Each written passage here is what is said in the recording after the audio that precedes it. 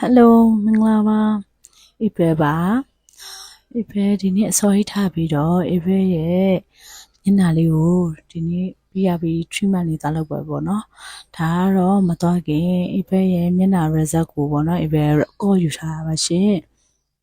ဒီနေ့ April ကို April ပြနေကြဒေါက်တာက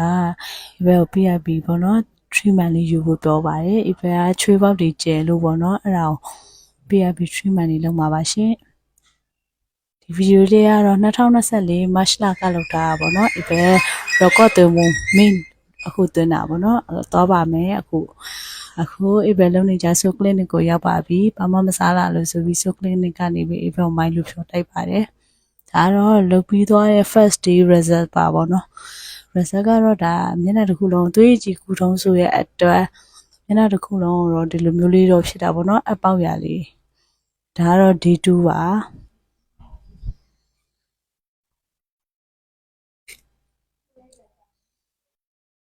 April က